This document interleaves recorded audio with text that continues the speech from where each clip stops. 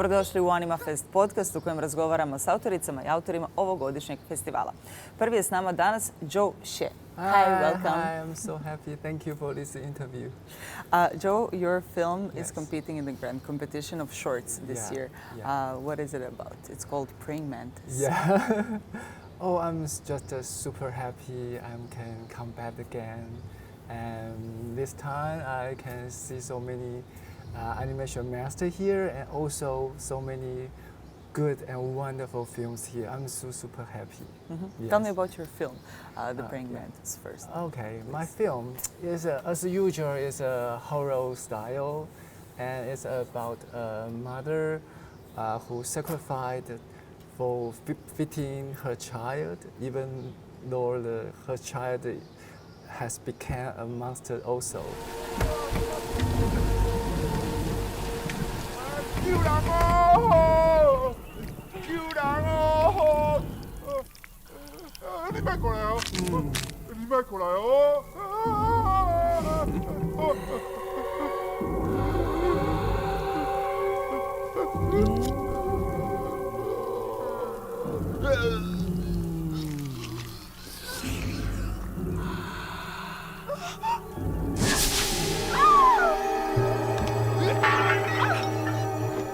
So it's about motherhood, a very strong motherhood, mother love, and also about the monster child. If the parents spoil the kid too much, then they will become a monster also.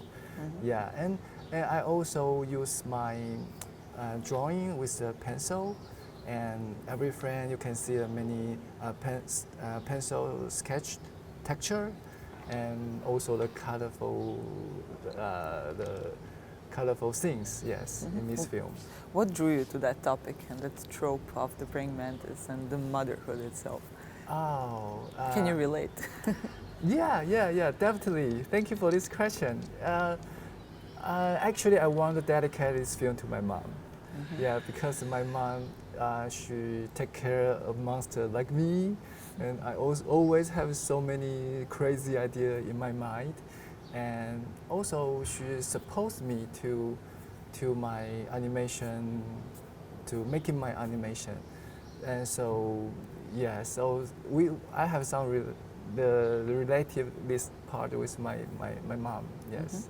And what about the horror genre? Why is it set in a horror? Yeah, I don't know why. I just obsessed on the horror style animation. I think it's full of the imagination, and I can drawing anything I want, even some violence parts, blood, anything. I just enjoy to drawing that. Yes. What influenced you in that way? Which authors, which films maybe? Or something outside of animation maybe? Yeah. The first, I was very, very much influenced by my mentor, Kihachiro Kawamoto. He is an animation master. When I saw his works before, and his work let me know animation could be very pure art, kind of a pure performance art. So let me try to make my film like that way. And also I was like a cinema. I like a storytelling. I like a live action story. There's the characters and they struggle in the movie. I enjoy that. So I think my inspiration. I have so many influence from that, and also horror style movie. Yes.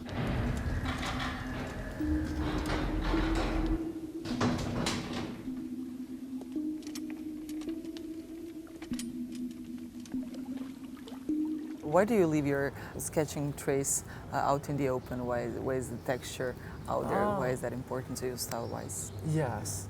My background actually is oil painting. Before the animation, I learned the sketch, the watercolor, and oil painting. And yes, I really enjoy the texture. Yeah, and I think the pencil can very fine, very beautiful and delicate the texture very, to me, it's very rich. So I don't know why. I just like to save the texture in my scenes, my every frame.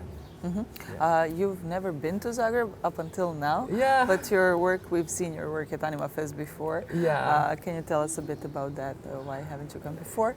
And how do you like it now? Yeah. Oh, yes, and I'm just so happy my film could be here twice this time also, and the first time I really want to be here, but COVID I cannot make it, and because to me, this place, this festival we can have a very strong connection with animation director and everything. So finally I came here and that I just arrived yesterday, and I can't wait to join so many screening. And each time when this time when I hear, I just can feel the passion about animation. So it gives me a lot of energy for my creation. So you really like the festival? I love this film festival. This is my favorite animation film festival. Wow, okay. Thank you for that compliment and thank you for the conversation. Thank you, Anya. Thank you. U drugom dijelu podcasta pridružio nam se Oskarovac Chris Lavis. Chris, hi, welcome. Dobar dan. It's an honor to have your latest short, an Oscar award-winning short, at the grand competition of shorts at Animafest this year. Please tell us a bit about it. The film is called The Girl Who Cried Pearls, and it's a animated film with puppets, stop-motion animation about a girl who cries pearls of sorrow, and the boy who is watching her through a little hole in the wall, and he has to decide whether he will steal these pearls or love this girl. The idea came to you by accident, supposedly. We were making another film, and this actress, it was quite an emotional scene, and she was crying, and she was wearing a necklace of pearls, and they broke during the scene. And somehow that image of her crying and these pearls rolling on the floor triggered a story that has haunted us for the next decade. We sat on this idea. It just sort of it hung around, but we couldn't actually figure out the mechanics or the reason to tell it as a story. It was just this kind of beautiful image. And then maybe, let's say 15 years later, the story coalesced around that, finally. And how long did it take to make this? To shoot the film was a good 4 years of our lives. Yeah, moving these puppets one frame at a time. Do you love puppets still? Whether I love them or not, I've dedicated my life to them and to how they are portrayed in cinema. I think there's a magical quality to puppetry. Actually, whether it's theatrical puppets, marionettes, or stop-motion puppets in movies, there's a quality to them that is eternal. It brings out the child in us. Why so? Why do you think? Orson Welles said that puppets don't just go back to the crib, they go back to the cave. And I think that's true. I think it's some ancient core of us wants to tell stories through these avatars. What brought you to that at first? Do you remember your first decision, I'm going to do Well, puppets? my artistic partner Maciek and I, when we started working together, we wanted to make movies. We wanted to have a theatrical element to our art, and neither of us wanted to be actors, and we were even a little nervous to work with actors. And for shy directors, making your own miniature sets is a way of expressing yourself without having all of this nonsense that goes with movie making, you know?